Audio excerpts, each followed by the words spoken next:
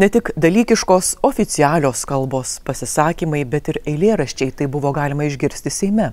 Lietuvos parlamentas antrą kartą dalyvavo tarptautinėme poezijos pavasario festivalyje. Didžiajame kieme vyko popietė Valstybės kūrėjai skamba eilėse. O posmus sukurtus Vytautui Didžiajam, Gediminui, Jonui Basanavičiui, nepriklausomybės akto signatarams skaitė ir Seimo nariai.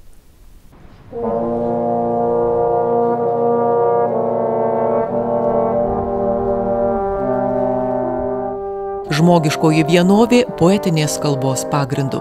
Taip literatūrinės šventės, kuri Lietuvoje vyksta 60-ąjį kartą, išskirtinumą apibūdina jos rengėjai. Popietės Seime dalyviai sutinka, tai šventė jungianti ir leidžianti išgirsti vieniems kitus kur kas giliau nei kasdieniškas kalbėjimas.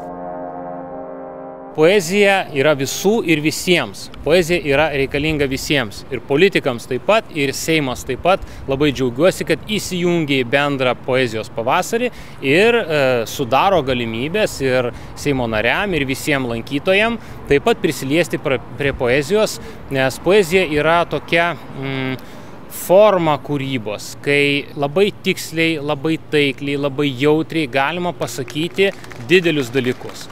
Ir apie svarbius įvykius, ir apie svarbias asmenybės, būtent svarbiom asmenybėm, iškiliem politikam, šiandien ir bus skiriamas tam tikras akcentas.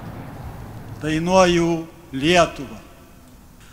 Dainuoju Lietuvą lyg džiaugsmą, išaugusi iš pelenų, kaip savo rūpestį didžiausią, kurio lyg vieškeliu einu. Kas yra poezija? Poezija tai yra Dievo dovana. Tai vaistas sielai gydyti. Žodžiu, didžiuojuosi, kad per poeziją mes norim parodyti šiandien savo tėvynės istoriją ir kelt patriotizmo dvasią. Seimo nariai iš įvairių frakcijų sutarė, poezija Seime, ypač posėdžių metu, iš tribūnos itin retas reiškinys. Todėl bent trumpas atsitraukimas nuo politikams įprastos, oficialios, dalykinės kalbos praturtina. Kai prieš keletą metų skelbėme Vytauto Mačernio metais tuos metus, tai aš tribūnoje irgi kalbėjau eilėmis Mačernio ir sakau, kad nuostabu, kad Seime skamba eilės. Ir šiandien kas vyksta, nuostabu, kad poezijos pavasaris neaplenkė ir Seimo erdvių ir čia nuskambės tas poetinis žodis, kuris, manyčiau, turėtų visus suvienyti.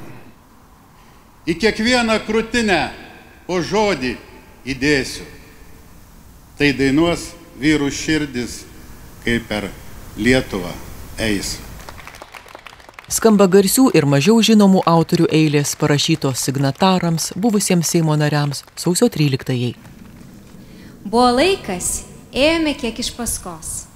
Milijonai tylėdami ėjo.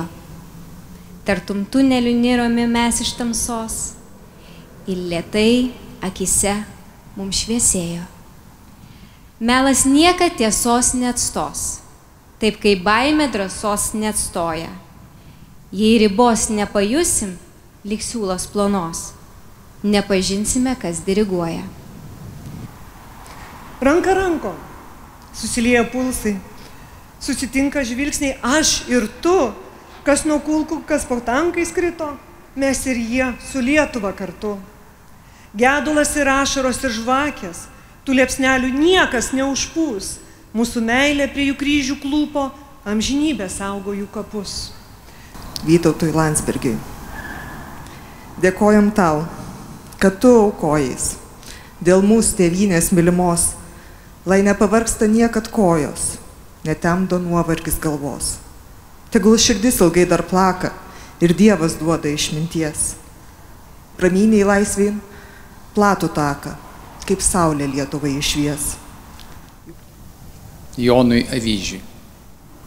Bet mes kiekvienas turim savo Lietuvą, kur tik viena tėra.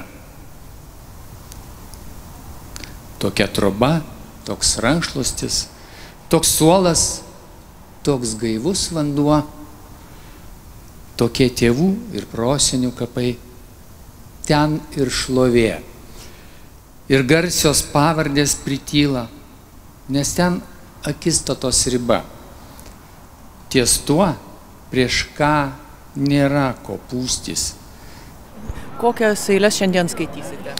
Šiandien aš skaitysiu ir labai rimtas eiles Leono Milčiaus, ir tokias humoristinės Alekso Dabulskio ir Kazio Sajos. Kazys Saja signatarams. Lietuvos signatarai 90-aisiais. Į geltoną puikų dvarą su trispalve ir vyčiu numaldyti Kremliaus caro suvažiavo daug svečių. Andriukaitis ir Rudys, Stakvilevičius, Rudzys, Ilgaūsis Vaitiekūnas, Tauragiškis Januška, žurnalistas Rupeika. Seimo nariai galėjo pasirinkti savo mėgiamiausių poetų kūrinius. Kai kurie sako norintys, kad šie eilėraščiai sklistų kuo plačiau, šildytų žmonių širdis. Kokius eilėraščius jūs skaitysite šiandien? Na, aš tai skaitysiu Justiną Marcinkevičių, būtent kas link poeto, dabar čia tie įvykiai apsupti įvairiais dalykais. Tai jau 23 savivaldybė aplankyta su Justino Marcinkevičiaus kūryba ir matau, kad tikrai žmonės puikiai advokatavo Justiną Marcinkevičių, nesant jam gyvam, pilnos salės, žmonės liūdi, verkia, džiaugiasi. Iš žmonių širdžių Justino Marcinkevičiaus niekas neišims, nes jis yra kaip šeimos narys kiekvienose namuose. Laukai gražiai sugulę, miškai žaliai sužėlę, baltoji mano gulbė, juodų arimų gėlė, kiek rovė neišrovė, kiek skynė nenuskynė, todėl kad tu šventovė, todėl kad tu tėvynė.